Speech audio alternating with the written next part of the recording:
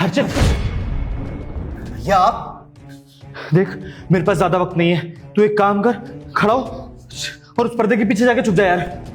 यार मैं पर्दे के पीछे क्यों छुपूं? अरे क्या कपड़े पहन रखे हैं आपने अपने? अरे तू ये सब छोड़, देख सवाल जवाब करने का वक्त नहीं है भाई। तू एक काम कर, जल्दी से उस पर्दे के पीछे जाके छुप जा। जितना मैं कह रहा हूं उतना करना यार। अरे भैया मेरी बात तो समझो, ऑफिस है ही मेरा और आप मेरे बड़े भाई हो, सब आपको यहाँ पे जानते हैं, आपकी रेपुटेशन है। और ऐसे कपड़े पहनकर आप यहाँ पर खड़े रहोगे तो क्या सोचेंगे हमारे बारे में लोग? भैया कंचन आने वाली है, आप बात को समझो, कपड़े चेंज करके आओ। मैं वही तो कह रहा हूँ, कंचन आने वाली। तू एक काम कर, जल्दी से पर्दे के पीछे जाके छुप जा। और तू अगर नहीं छुपा ना तो मैं मान लूंगा कि तू मेरी इज्जत ही नहीं करता। तू अपने बड़े भाई को कुछ मानता ही नहीं है। देख, मम्मी पापा से रिश्ता खत्म कर दूंगा, तेरे से भी रिश्ता खत्म कर दूंगा। तो तू मेरी बात सुनने नहीं वाला। मैं एक काम करता हूँ, मैं ही चला जाता हूँ ऐसे। नहीं, मैं जा रहा हूँ, पर्दे के पीछे छुप रहा हूँ मैं, लेकिन मुझे बात तो बताओ क्या है? हर्षित मेरी बात को समझ, मैं तेरे आगे हाथ जोड़ रहा हूँ भाई। बताने का समय नहीं है मेरे पास। मैं तुझे कुछ नहीं समझा सकता, लेकिन तुझे दिखा सकता हूँ। तेरी मेरी जिंदगी का सवाल है भाई, पूरे परिवार की जिंदगी का सवाल है। मैं तेरे आगे हाथ जोड़ रहा हूँ, प्लीज चला जा यहाँ से, प्लीज। अच्छा ठीक है, अच्छा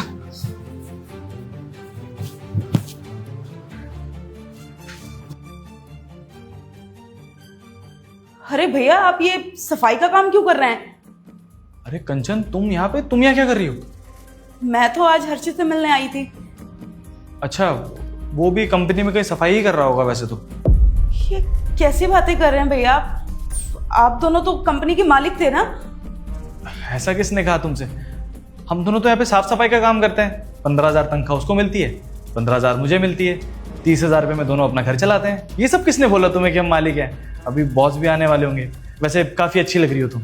भैया, आप अच्छा मजाक कर लेते हैं। जैसा कि मुझे पता है कि आप दोनों ने यही बताया था कि आप दोनों एक कंपनी रन कर रहे हैं, और मुझे ऐसा लगता है कि इस कंपनी के मालिक आप लोग हैं। मैंने बताया था? तुमसे हर्षित ने ऐसा कहा क्या? हाँ। उसने ऐसा क्यों कहा तुमसे?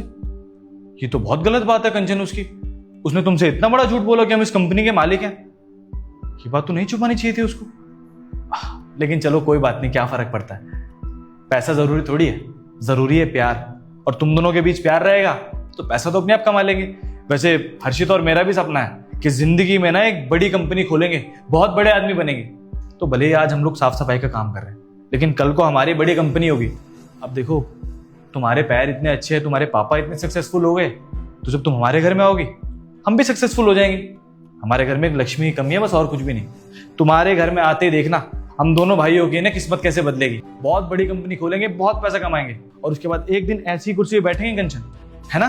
सही कह रहे हैं ना? साथ दोगी ना हमारा? Shut up. तुझे क्या लगा तू मेरे पापा से झूठ बोल के अपने भाई की शादी मुझसे करा देगा, जो कि एक कंपनी में सफाई का काम करता है? तेरी हिम्मत कैसे हो गई ऐसी बात करने की मेरे पापा से? हाँ कंचन, ये किस तरीके से बात कर रही हो तुम? भूलो मत, तुम हमारे घर की होने वाली बहू हो और मैं तुम्हारा जेठ हूं। जेठ से बात करने की तमीज नहीं है क्या तुम्हें? हाँ, किस तरीके से बात कर रही हो? देखो, पैसा नहीं है लेकिन मान मर्यादा होती है, और हमारे घर की बहुआं इस तरीके से बात नहीं करती हैं। तमीज से बात करो, समझी ना? तुमने मुझसे नमस्ते की ना कुछ बोला, और अब तुम्हें पता चला कि मैं साफ सफाई करता हूं तो तुम इस तरीके से बात करोगी मुझसे? ये कोई तरीका नहीं होता कंचन बात करने का। जेठ हूं तुम्हारा, रिश्ते मत भूलो। एक मिनट, मान मर्यादा गई तेल लेने, और बहू मैं तेरे घर की होने वाली थी, अब नहीं। एक मैं सफाई वाले से शादी नहीं कर सकती, समझा तू? वो तो इतना पैसा देखकर मेरे पापा ने शादी फिक्स कर दी थी, वरना उसकी शक्ल देखी तेरे भाई की, एकदम चिमकांडी जैसी शक्ल है। मैं कभी ऐसे बंदे से शादी ना करूं। मुझे तो ये पता था कि कंपनी रन करते हो, इसलिए मैंने हाँ बोल दी थी, वरना मुझे पता होता कि ये सफाई कर रहे हो ना, तुम्हारी तरह मैं तो क्या, मेरी जुत्ती भी नहीं देखती। कंचन, आज तुम्हें दिख रहा है कि हमारे पास पैसा नहीं है तो तुम इस तरीके से बात कर रही हो हमसे, लेकिन कल तक अगर तुम्हें पता होता कि हमारे पास पैसे, तो इतने तमीज से बात करती थी, भैया ये भैया वो। इतनी बार तुमसे फोन पे मेरी बात हुई है, तब तो तुमने बहुत प्यार से बात की है मुझसे, और आज तुम्हें पता चला कि मैं मात्र 15,000 रुपए कमाता हूं तो तुम मुझसे इतनी बदतमीजी से बात करोगी? मतलब तुम्हारे लिए किसी की इज्जत का मतलब सिर्फ और सिर्फ पैसा होता है ना? बिल्कुल, मेरे लिए सिर्फ पैसा ही मैटर करता है। अरे वरना अपने भाई की शक्ल भी देखिए, उसकी शादी करने लायक भी शक्ल है। वो तो मेरे पापा ने बोला था कि हमारे स्टेटस के हैं, इसलिए मैंने हाँ कर दी थी, वरना मैं तुम्हारी तरफ देखती भी नहीं। चलो अच्छा है कंचन, कम से कम तुम्हारी सच्चाई तो मेरे सामने आ गई।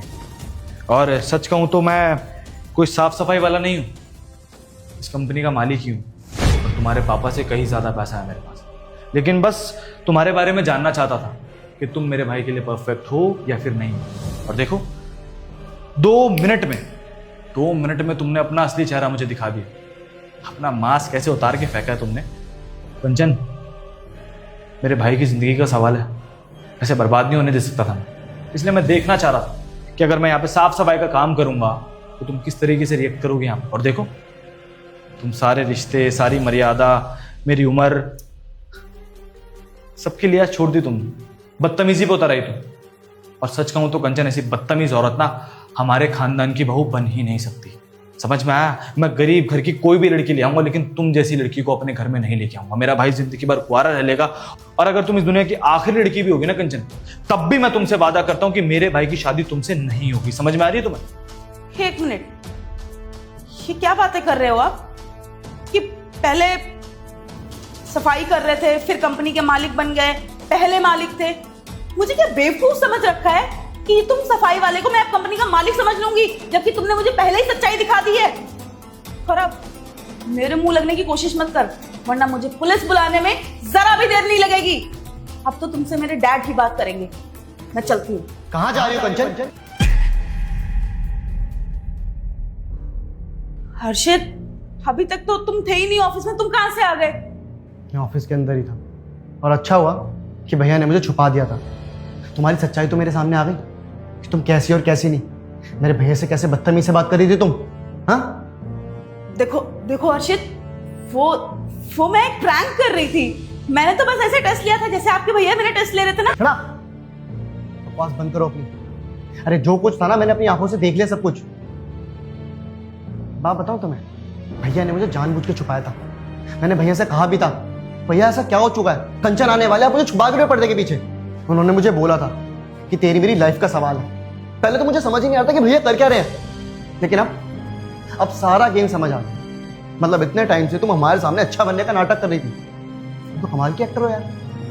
तुम अपने पापा का बिजनेस क्यों संभाल रही हो? तुम्हें तो बॉम्बे जाना चाहिए, एक्टर बनना चाहिए ना।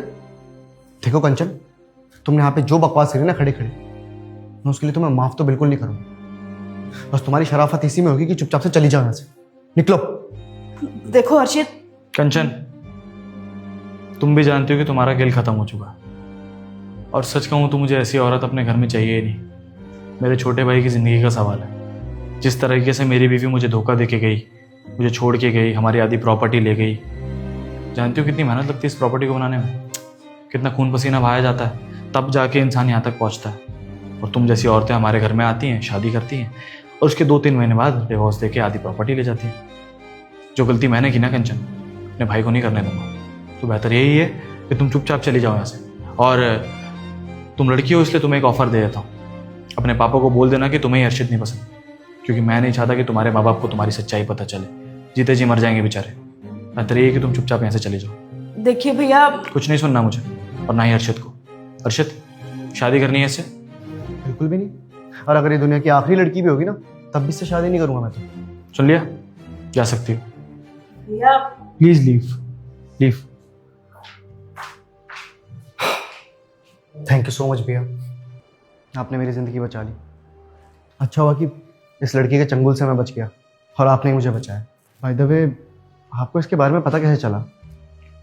किस्मत भाई, भगवान ने भी देख लिया कि हम लोगों की नीयत खराब नहीं है, इसलिए भगवान ने भी चाहा कि इस बार हमारे साथ गलत ना हो। वो दरअसल मित्तल जी के पास एक मीटिंग के लिए गया था मैं आज। तो सुबह ही आपकी ये होने वाली बीवी एक कैब वाले से बहस कर रही थी, बहुत बदतमीजी से बात कर रही थी उससे।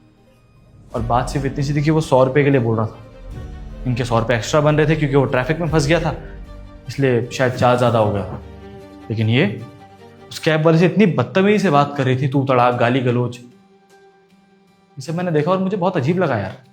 मुझे लगा जब ये लेडी कैब ड्राइवर से इतनी बदतमीजी से बात कर सकती है, तो अगर कल कोई हमारे घर में आ गई और मम्मी पापा या मुझसे कोई भी हल्की फुल्की कहा सुनी हो गई, ये तो हमें कुछ समझेगी नहीं यार, कुछ मानेगी नहीं। आज तक हमारी मम्मी ने हमारे घर में गाली गलोच नहीं किया, हमने कभी गाली गलोच नहीं किया, और तुम्हारी होने वाली बीवी बीच सड़क पे कैब ड्राइवर को गालियां सुना रही। ये सब देख के समझ में आ गया था मुझे कि शायद ही हमारे घर के लिए ठीक नहीं।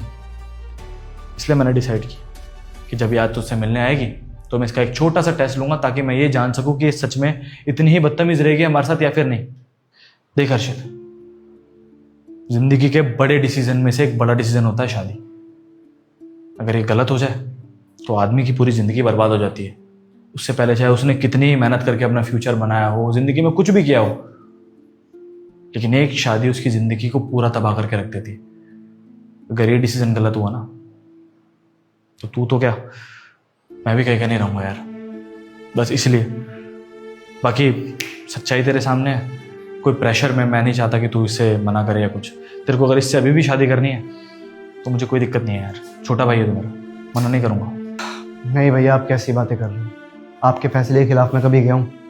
और वैसे भी इसके ऐसी 10 लड़कियां मिल जाएंगी, लेकिन आपके ऐसा भाई कभी नहीं मिलेगा। आपने मुझे हर मुसीबत से बचाया। खैर छोड़ो भैया, लड़कियां तो आती जाती रहेंगी। पहले आप ही अपना हुलिया ठीक करो। अच्छा हुआ स्टाफ में किसी ने देखा नहीं यहाँ पर क्या चल रहा था क्या नहीं चल रहा था। आप जाओ, कपड़े अपने चेंज करके आओ, जाओ। वो ठीक कह रहा है, तो एक काम कर भाई, अपनी कुर्सी संभाल, बाकी तेरे लिए एक अच्छी लड़की ढूंढूंगा, आई प्रॉमिस। ठीक।